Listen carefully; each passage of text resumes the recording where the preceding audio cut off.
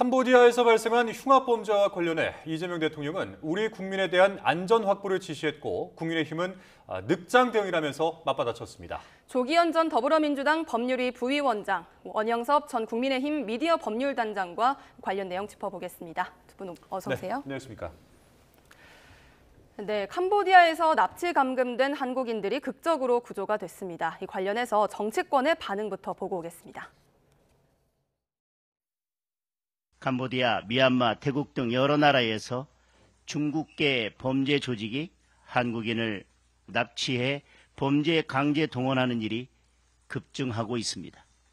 국내에서 검거된 외국인 범죄자 가운데 중국 국적자가 44.5%에 달하고 있습니다.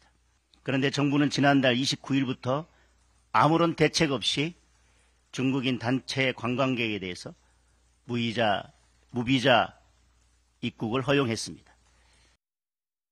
국민의힘은 이런 사건에 대해서 국가적 차원에서 대승적 차원에서 공감을 표하고 함께 머리를 맞대는 것이 공당의 자세일 것입니다.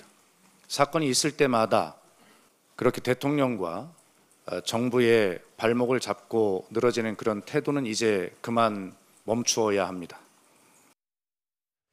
네, 정말 충격적인 일이 아닐 수 없는데, 자, 이 사건과 관련해서 박찬대 의원이 중간에서 좀 큰 역할을 한 것으로 전해지고는 있습니다. 그런데 이 캄보디아에서 관련된 이 신고 건수가 지난해는 220건, 그리고 올해는 이제 8월까지만 보게 되면은 330건 정도가 된다고 하더라고요. 왜 이렇게 이제 한국인을 대상으로 한 범죄가 많은 거예요? 그동안에 이제 굉장히 10명, 20명 수준에 있다가 이렇게 지난해 같은 경우에 200건 이상, 올해만 벌써 8월에 300건 이상 진행되는 거는 외국에 있는, 특히 캄보디아에 있는 중국계 범죄 조직의 핵심적인 타겟이 대한민국 국민이 되고 있다는 겁니다. 이거는 굉장히 체계적으로 범죄 조직이 발전하고 있다는 거거든요. 그래서 이런 부분들에 대해서 그냥 단순히 어쩌다가 이렇게 우리나라 국민이 그런 피해를 입은 게 아니라 전반적으로 이 체계적인 대한민국에 대한 공격으로 인식할 필요가 있어요. 예. 미국처럼 그 마약 때문에 골머리를 쌓는 나라는 해외에 그 경찰력을 투입하고자 하는 그런 그 행동을 할 때 국내법적인 근거 법률이 있습니다. 실제로 군 투입까지도 가능하게 돼 있어요. 물론 우리가 미국처럼 할 수는 없겠지만 적어도 그 외국 캄보디아 정부와 공조를 하기 위해서라면 조금 더 기존의 법률에 대한 어떤 개정이나 이런 것도 조금 필요할 거라고 보여지는데요. 나르코스 같은 외국 영화를 보면 실제로 미국의 마약 단속국이 중남미에 가가지고 활동을 합니다. 그런 것처럼 그런 최소한의 법률적인 개정을 통해서 대한민국 국민에 대해서 체계적으로 범죄의 타켓으로 삼고 있는 조직을 일망타진할 수 있는 그런 그 준비가 마련되어야 할 것입니다. 예. 근데 이게 구출이 돼서 한국으로 돌아오게 되면은 다시는 이제 안 가고 싶을 것 같은데 다시 캄보디아로 복귀하는 경우가 또 있다고 하던데 이건 왜 그런 걸까요? 그러니까 이게 이제 심각한 문제인 겁니다. 예. 지금 특별한 대책이 필요한 이유가 이건데요. 실제 취업을 미끼로 해서 속아서 피해를 입는 사례들도 있고, 그래서 불법 납치 신고 건수가 이렇게 330건까지 느는 정도의 심각한 문제가 있는데, 또 상당수는 자발적으로 돈을 벌기 위해서 이게 범죄 행위라는 것을 알면서도 가담한 경우도 꽤 많이 나오고 있는 겁니다. 그러니까 실제 돈을 벌기 위해서 가담하고 그리고 다른 사람을 끌어들이는 정도의 범죄 행위들이 실제 이루어지고 있습니다. 이게 예.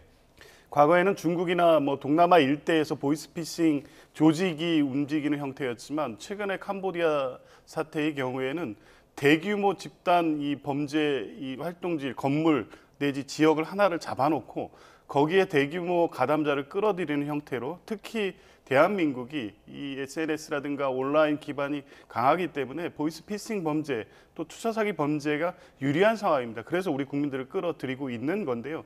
그중에 실제 돈을 벌기 위해서 간 사람들의 경우는 돌아오더라도 다시 돌아가거나 자발적으로 이 가담하는 형태가 늘고 있습니다. 이 문제 때문에 외교부에서도 캄보디아와 협력해서 이분들을 구조하려고 해도 예. 본인이 자발적 의사에 가담한 경우까지를 보호하기 어려운 부분이 분명히 있습니다. 그런데 어찌됐든 근본적으로 그런 상황이 발생한 것도 취업이나 이런 문제에서 발생됐고 범죄 조직에 가담하는 형태이기 때문에 근본적으로 그런 사례가 발생하지 않도록 하는 대책까지 필요한 것으로 보입니다. 그러니까 상황이 이런 거면은 지금 뭐 우리 청년들에게 어떤 이 캄보디아 취업에 대한 위험성 이 부분에 대해서는 적극적으로 알릴 필요가 있지 않을까요? 홍보를 해야 되는 건 물론 있습니다. 그런데 그와 관련해 가지고 뭐 그런 걸 몰라 가지고 이런 문제가 생기느냐 하는 부분도 더 깊이 파고들어야 될 부분이 있다고 생각이 드는데요.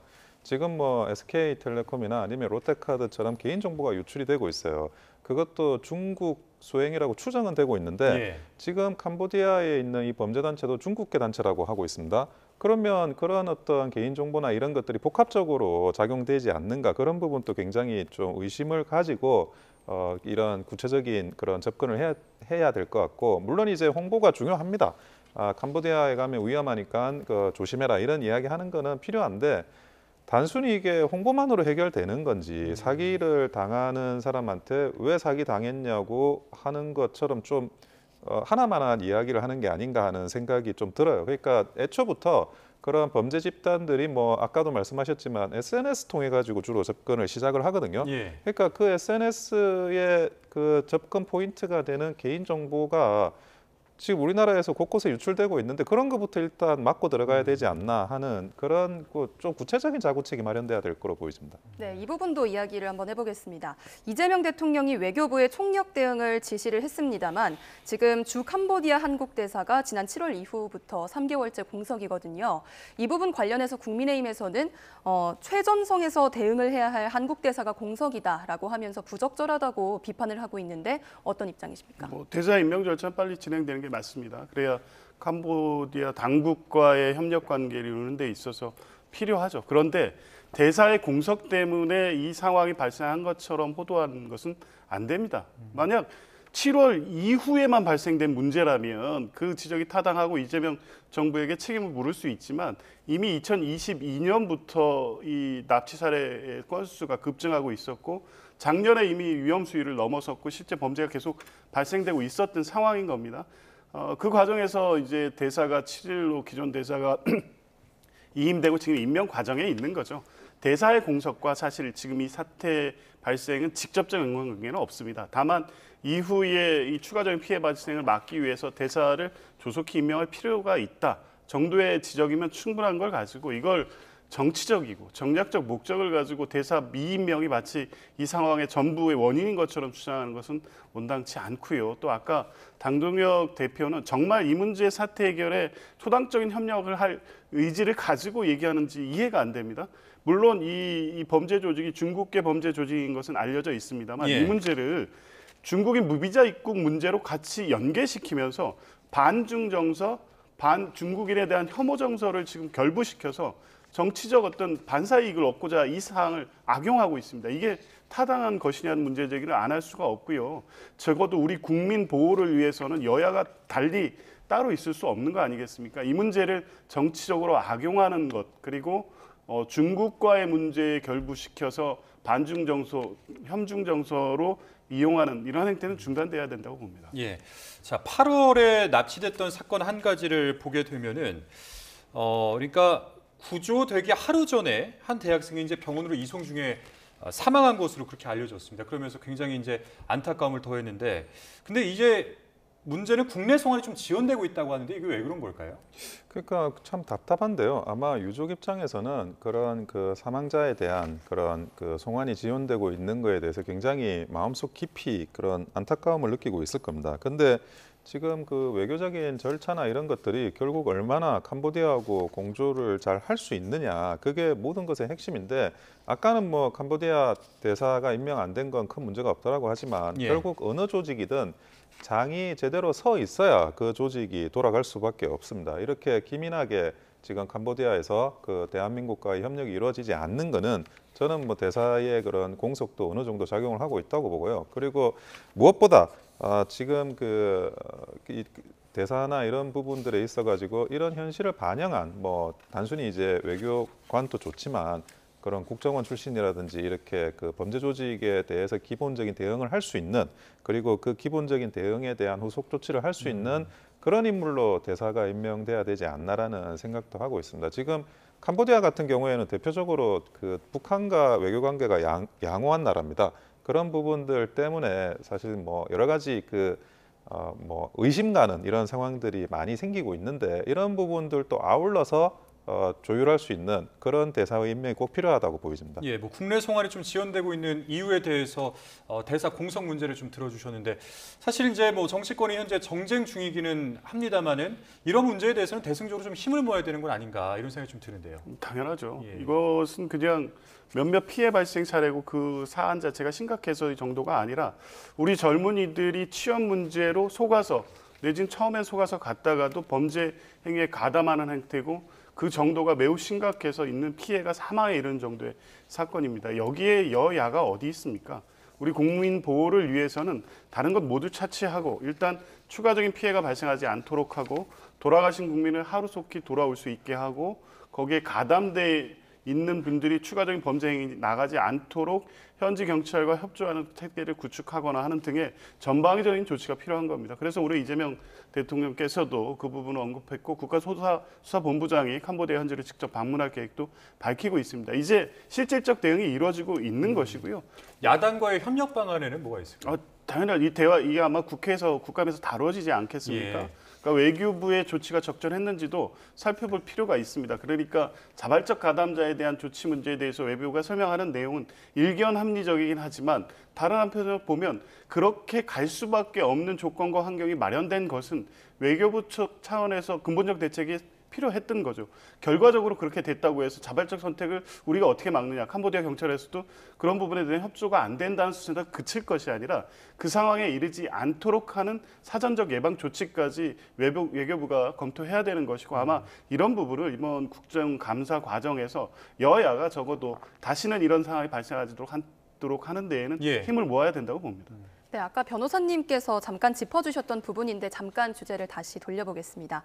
국민의힘에서는 캄보디아 등 여러 나라에서 이 중국계 범죄 조직이 한국인을 납치하는 일이 반복이 되고 있는데 정부가 중국인 단체 관광객의 무비자 입국을 허용했다 이렇게 비판을 했고요. 또 여기에 더해서 중국인의 의료나 선거, 부동산 이렇게 3대 쇼핑 방지법을 당론으로 추진하겠다고 밝혔는데 이 부분은 좀 어떻게 보실까요? 그러니까 캄보디아의 이 범죄 문제하고 지금 무비자 입국이라든가 소위 국민의힘이 주장하는 3대 그 쇼핑 방지법을 연결시키는 것 자체가 매우 정략적이고 국익에 하등 도움이 안 되는 정치적 주장이라고 봅니다. 캄보디아의 범죄 조직과 관련해서는 우리 국민들이 그런 피해를 입지 않도록 하는 조치를 여야 같이 강구해야 될 문제인 거고요. 지금 국민의힘이 주장하는 것은 아까 말씀드렸다시피 반중 혐중 정서를 확대시켜서 정치적 반사 이익을 얻기 위한 공세 그 이상이 아닙니다. 대표적으로 의료와 관련돼서 보면요.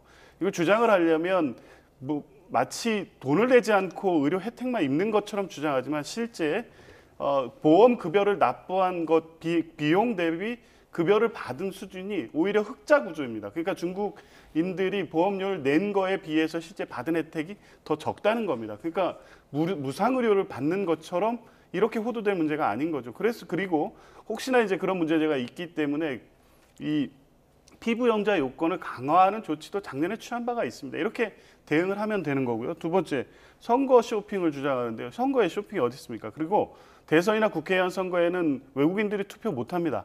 지방선거에 대해서 매우 제한적으로 허용이 돼 있고 실제 투표율도 그렇게 높지도 않습니다. 그리고 우리 정치 상황에 관여할 만큼 심각한 문제가 되지 않음에도 불구하고 일부 외국인 그중에 이제 절대적 수가 많은 중국인의 투표권이 주어졌다는 사실관계 하나만으로 마치 중국인이 우리 정치에 관여하는 것을 넘어서 부정선거까지 연결시키는 음모론을 확대시키고 있고요. 부동산 쇼핑도 마찬가지입니다. 무슨 쇼핑입니까? 절대 부동산 거래 기준으로 볼 때 한 자릿수도 안 됩니다. 마치 중국이 우리 부동산을 싹쓸이해서 우리 이 국토가 중국에 넘어갈 것처럼 이렇게 과장해서 이 상황을 호도하면서 마치 근본적 대책이 필요한 것처럼 주장하고 있지만 3대 쇼핑 방지법은 말씀드린 대로 반중, 혐중 정서를 확대시켜서 정치적 반사 이익을 얻기 위한 그 목적 외에 아무것도 아닌데 이게 과연 우리 국민들의 전체 이익에 도움이 되는 일인지 다시 한번 묻고 싶습니다. 네, 사실관계 자체가 틀렸다 이렇게 말씀해 주셨습니다. 어떻게 보세요? 저는 그 부분에 대해서 동의하기가 어려운 게 일단은 의료 관련해서는 아니 흑자가 났다는 게 중요한 게 아닙니다. 그게 낭비되고 있는 의료보험료가 있다 그러면 당연히 그 의료보험료가의 낭비를 막아야 되는 거는 상식적인 거고요. 그리고 그 중국인들에 대해서 의료보험이 낭비되고 있는 게 특별히 많은 사례가 있으니까 발생하는 문제지 않습니까? 아니 적립된 것보다 나가는 게 적기만 하면 어떤 의료보험의 낭비도 막을 필요가 없다라는 그런 논리가 가능한 건지 저는 납득이 되지 않고 대부분의 의료보험이라는 게 이제 그 사망할 때 한 2, 3년간 집중적으로 비용 투입이 발생하는 게 있어요. 그런데 중국인 같은 경우에는 그렇게는 아니고 일반적인 치료나 이런 데 들어가기 때문에 그런 흑자 구조가 있을 수 있지만 그게 흑자 구조라 하더라도 낭비적이고 무임승차하는 그런 의료보험료의 지출은 당연히 있어서는 안 되는 겁니다. 두 예. 번째로는 부동산 같은 경우에도 627 대출 제한 정책이 있었지만 그 대출 제한 정책은 내국인한테만 또 적용되다 보니까 그 부분에 대해서 외국인, 특히 이제 중국인들한테 그 일종의 반사적인 특혜로 나가고 있다는 비판은 굉장히 많았습니다. 그런데 이거를 상호주의적으로 본다 그러면 우리나라 국민들은 중국의 부동산을 살 수가 없어요. 중국의 토지는 그 중국 나라의 소유이기 때문에 애초에 매매가 안 됩니다. 그런데 상호주의적으로도 이거 굉장히 좀 문제라는 거고 예. 그리고 뭐 그 외에도 예. 선거나 이런 것들도 아니 대한민국 국민은 중국의 무슨 선거에 투표권이 있나요? 아니 지자체 선거에 그런 투표율이 낮다 안 낮다 이건 중요한 문제가 아니라 그건 오히려 방론이고 실제로도 중국어로 써져 있는 투표를 독려하는 선거운동 플래카드가 걸리고 그런 것들이 우리 주위 곳곳에 일어나는데 이거를 그렇다면 대한민국 국민은 중국에 투표할 수 없는데 거꾸로 반대로 투표하는 게 비율이 낮다 그래서 그러면 아무 문제 없느냐? 이거는 외교 관계에 있어서 최소한의 상호주의가 존중되지 않는 거기 때문에 그것을 지적하는 야당의 주장은 저는 일리 있다고 생각합니다. 알겠습니다. 자, 이제 특검 소식으로 한번 넘어가 보도록 하겠습니다. 오늘 이 최상병 특검이요. 이종호 전 블랙펄 인베스트먼트 대표 그리고 이원모 전 인사비서관을 소환을 했습니다. 이제 어떤 내용들을 수사하게 될지 이 부분은 어떻게 생각하십니까? 이종호 블랙펄 인베스트먼트 전 대표 같은 경우에는 김건희 씨의 주가 조작과 깊이 관련이 돼 있고요. 이 최상병 특검에서는 임성근 전 사당장의 구명 로비와 관련된 인물입니다. 그리고 이미 변호사법 위반과 관련된 수사가 진행되고 있고요. 그리고 이게 이제 수사 대상이 되고 문제가 된 이후에 대화방이라든가 통화 녹취록, 그러니까 증거 인멸과 관련된 혐의 사실들이 있습니다. 아마 특검은 이 부분에 대해서 계속 수사해 왔기 때문에 소환해서도 구체적으로 혐의 사실을 확인할 것으로 보고요. 이원모 전 법률비서관 관련해서는 임성근 이종섭 전 장관의 호주 대사 임명 당시에 예. 인사비서관이었기 때문에 이게 정상적인 인사 절차가 아니라 실제 이 최상병 특검에서 수사하고 있는 이 구명 로비 의혹과 관련돼서 정상적인 절차가 아닌 방식으로 호주 대사 임명과 출국 절차를 진행했다는 문제, 여기에 대한 직권남용 혐의가 있습니다. 그러니까 이 부분에 대해서는 사실 특검이 다른 어떤 주요 참고인이나 증인들에 대한 수사는 상당히 진행됐고 핵심 피해자들이기 때문에 아마 강도 높은 수사가 있을 것으로 예상됩니다. 네, 3대 특검 모두 정점으로 윤석열 전 대통령을 지목하고 있는 상황입니다. 김건희 특검 같은 경우에는 체포영장 집행이 거듭해서 무산된 바가 있고 내란 특검도 소환 통보를 했지만 계속해서 윤석열 전 대통령 측에서 불응하고 있는 상황입니다. 이런 가운데 최상병 특검이 내일 처음으로 출석 요구서를 발송한다고 하는데요. 변호사님, 윤석열 전 대통령이 최상병 특검의 소환 요구에 응할 가능성이 있다고 보십니까? 저는 뭐 내란 특검에도 이런 소환을 응하지 않고 있는 상황에서 최상병 특검에 대해서 소환 요구를 응하진 않을 거라고 보여집니다. 그리고 뭐 기본적으로 그 전 대통령에 대해서 그 소환을 할 때쯤이면 이미 다른 이런 자료나 조사나 이런 것들은 거의 마무리 단계에 있다고 봐야 되는 거거든요. 그래서 윤석열 전 대통령께서 뭐 출석을 한다 하더라도 거기에 대해서 뭐 진술을 하거나 그러지도 않을 문제인데 이거를 또다시 이런 뭐 소환이나 체포나 뭐 이런 걸 동원해 가지고 한다는 것 자체가 지금 뭐 제2형 당뇨병이나 이런 걸 좀 앓고 그리고 건강에도 문제가 있는 윤석열 전 대통령의 인권 탄압의 그런 방향으로 발전하지 않을까 이런 부분에 대해서 굉장히 우려가 될 수밖에 없는 상황입니다. 네, 변호사님께도 한번 질문을 드려보겠습니다. 지난달 국회가 더 센 특검법, 이른바 더 센 특검법을 통과를 시켰습니다. 그러면서 이 최상병 특검 같은 경우에는 개정안에 유일하게 교정공무원 지휘권이 포함이 됐는데요. 이런 부분을 봤을 때 윤석열 전 대통령에 대해서 교정당국 차원에서 물리력을 행사할 가능성이 조금 더 높아진다고 보실까요? 뭐 아무래도 그렇죠. 김건희 특검에서 불출석하고 있는 윤석열 전 대통령에 대한 소환을 요구했음에도 불구하고 안 해서 이제 강제 집행, 영장 집행을 했는데도 불구하고 불응했습니다. 이제 그게 당시 지적됐던 한계가 특검이 직접 이 교정공무원을 지휘할 수 없다 보니까 법무부 장관을 통해서 하는 한계가 있어서 실제 직접적인 어떤 현장 대응에 문제가 있었다는 판단이 있었고요. 그래서 특검법에 보완을 한 것인데 실제 이제 교정 공무원을 통한 강제력이 어느 정도까지 행사될 수 있을지 모르겠습니다. 이렇게 극구 이 영장 집행에 불응하는 경우에 동원할 수 있는 강제력이라는 게 한계가 있다는 걸 좀 보여줬고요. 어찌 됐든 뭐 전 출석 안 할 것으로 봅니다. 죄송합니다. 윤석열 전 대통령 같은 경우에는 뭐 구속 취소라든가 보석 신문 같이 본인이 석방이 혹시라도 가능한 조사 내지 심리에만 참여할 뿐 수사나 공판 절차에 전혀 협조하지 않고 있기 때문에 이번 역시 출석하지 않을 것으로 보는데 아마 이제 여러 가지 사정을 보면 국민들 일반적인 정서도 그렇고 전 대통령이란 지위를 떠나서 내란이라든가 직권남용 등 받고 있는 범죄 혐의 사실 여러 가지를 고려할 때 지금 이것조차도 특혜라는 시각이 분명히 있습니다. 특검법에 명시했다고 하면 그 필요성이 있었다는 것이고요. 법률에 의해서 강제되는 것이기 때문에 강력한 조치를 통해서 출석할 수 있도록 하는 조치가 필요하다고 봅니다. 네, 두 분 말씀 모두 들어봤는데 두 분 모두 윤석열 전 대통령이 특검 소환 요구에 불응할 것으로 좀 전망을 해주셨습니다. 만약 대면 조사가 이렇게 모두 무산이 된다고 하면 앞으로 특검은 어떤 카드를 또 꺼낼 수 있을까요, 변호사님? 기본적으로 뭐 기소를 하게 될 것 같아요. 여기에서 뭐 그 특검도 어떤 조사를 실제로 할 수 있는 것을 기대하고 소환을 한다고 보여지진 않습니다. 아까 뭐 지휘권이라고 하는데 교정 직원에 대한 근데 지휘권이라는 것도 그 권한이 있을 때 지휘권이 존재하는 건데 교정 직원이 뭐 수사권이 있는 게 아닙니다. 수사를 위해서 본인들이 어떤 물리력을 행사할 수 있는 권한이 처음부터 교정 직원들한테 없는데 지휘권이 있다 그래서 없는 권한을 가진 사람을 지휘를 할 수는 없거든요. 그래서 그런 부분은 굉장히 좀 이게 계속 이 땜빵처럼 그 특검법을 그때그때 편의적으로 개정하려다 보니까 굉장히 모순되는 법률을 지금 만들어 놓은 건데 교정 직원이 수사권을 가지게 되면 교정 직원이 제일 많습니다. 이 법무부 산하 외청에서. 그래서 그런 부분들이 굉장히 좀 그 기형적인 그런 법률 개정이었고 그래서 결국에는 뭐 제대로 된 그런 그 법률 관계가 정비되지 않은 상태에서 물리력을 행사하기는 굉장히 어려워 보이고 그게 따라 가지고 뭐 기소로 그냥 넘어가게 될 거라고 보여집니다. 예, 저희가 이제 드리고 싶은 질문은 많은데 이제 시간이 저희가 제한되어 있다 보니까 특검 관련된 질문 하나만 드리고 국감 내용을 한번 넘어가 보도록 하겠습니다.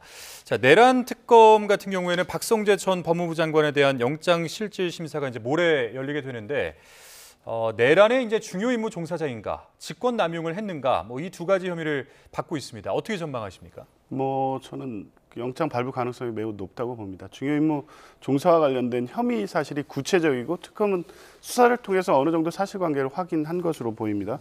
대표적으로 합동수사본부에 대한 검사 파견 지시, 또 교정본부 시설 점검, 출입국 금지팀 대기 이 내용이 단순하게 의혹 수준의 내용들이 아니라 실제 그 담당했던 이 공무원들의 진술을 통해서 사실관계가 확인된 것으로 보이고요.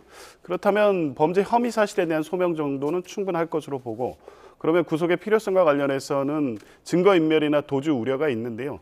지금까지 박성재 전 법무부 장관은 이 혐의 사실을 전부를 부인했고 관련된 내용에 대해서도 역시 이 증거인멸의 우려가 계속 제기되고 있었습니다. 그렇다면 아마 법원은 뭐 혐의 사실에 대한 소명 정도라든가 증거인멸의 우려를 이유로 해서 영장을 발부할 가능성이 매우 높다고 봅니다. 네, 특검은 여기까지 얘기를 해보도록 하고 다음으로는 내일부터 시작하는 국정감사 이야기도 한번 해보겠습니다. 먼저 첫 번째 관전 포인트로는 조희대 대법원장이 과연 국정감사에 증인으로 출석하느냐 이 부분일 텐데 어떻게 전망하십니까? 조희대 대법원장은 국정감사의 증인으로 출석하지 않으리라고 보여집니다. 그 전에 청문회에도 출석을 하지 않았고요. 국정감사의 증인이라고 하는 게 결국 이제 이재명 대통령에 대한 선거법 위반 재판 파기환송심에 대해서 그 절차나 뭐 편결이나 이런 그 재판에 관여하는 내용을 물어볼 것이 뻔하기 때문에 사법부의 독립, 법관의 독립이라는 관점에서도 그 증인으로 출석하는 게 맞지가 않고, 그리고 그 업무상 비밀을 유지해야 되는 그런 입장에서도 증인으로 출석할 필요가 없다라고 말씀을 드리고, 그리고 국회에서의 증인의 불출석에 대해서는 정당한 이유가 있는 불출석에 대해서는 제재할 수가 없습니다. 충분히 정당한 이유를 가지고 있는 상황이기 때문에 여기에 대해서 뭐 청문회와 마찬가지로 국감에도 증인으로 불출석하리라고 보여집니다. 네, 변호사님께서 어떻게 보시는지도 의견을 듣고 싶고 또 함께 여쭤볼 질문이 있는데, 민주당에서는 조희대 대법원장이 만약에 국정감사에 불출석할 경우에 동행 명령장을 발부하겠다 이렇게 압박을 하고 있는데 법률가로서 보시기에 이게 요건에 맞는 부분인지도 한번 여쭤보겠습니다. 뭐 일단 출석 여부와 관련해서는 출석해야 된다고 봅니다. 그러니까 통상 뭐 김명수 대법원장 시절도 그렇고 조희대 대법원장도 지난 국회에서 일단 출석은 합니다. 근데 사법부의 수장으로서 인사말을 하고 또 끝날 때 인사말을 하는 정도로 끝나고 법사위원장의 이석 명령을 통해서 자리를 뜨고 법원행정처장이 기관 증인으로 채택이 돼서 답변하는 방식이 통상의 상황입니다. 그런데 지금 조희대 대법원장과 관련돼서는 통상적 상황이 아니지 않습니까? 비상계엄 내란이라는 헌정질서가 위기에 처한 상황에서 있었던 여러 가지 전례 없는 조치들, 그러니까 지기현 재판부의 윤석열 전 대통령에 대한 구속 취소 결정과 특혜 재판 시비 의혹, 그리고 조희대 대법원장이 주도한 2025년 5월 1일에 이재명 당시 후보에 대한 파기환송 절차의 이례적 그리고 과거 사례 없는 이런 절차 진행에 관련해서 그 내용을 묻겠다는 게 아닙니다. 그러니까 파기환송 결정에 대해서 그 법리를 왜 그렇게 적용했느냐, 이 법리가 맞지 않느냐 이런 걸 따지겠다는 게 아니고요. 평의와 관련해서 평의 내용에 왜 어떤 대법관이 어떤 의견을 냈느냐 이런 걸 따지겠다는 게 아닙니다. 그거는 국민의힘 주장처럼 명백히 법률에 반하는 것이고요. 묻겠다는 것은 법원 행정처장에 물어왔던 사법행정의 적정한 집행이었느냐는 겁니다. 말도 안 되는 절차였던 겁니다. 왜냐하면 4월 22일 날 소부 배당하고 당일에 바로 직권으로 전원 합의체 회부하고 이틀 만에 평의를 거쳐서 결론을 내고 5월 1일로 파기환송 결정을 합니다. 그리고 그 직후에 고법으로 환송하고 고법은 바로 1차 심리기를 잡습니다. 그러니까 이게 대법원이 상고심의 통상적 절차, 그보다 선거법이기 때문에 약간 빠르게 진행한다는 이 법정 절차와 일정을 고려한 게 아니라 6월 3일로 확정돼 있는 이 대선에 영향을 미칠 목적이 아니었냐는 의혹이 계속 제기되고 있음에도 불구하고 이에 대해서 합리적 답변을 전혀 하지 않기 때문에 부른 것이고요. 나와서 답변하셔서 이 문제에 대해서 국민들이 이해할 수 있을 정도의 답변할 책임과 의무가 있다고 보고요.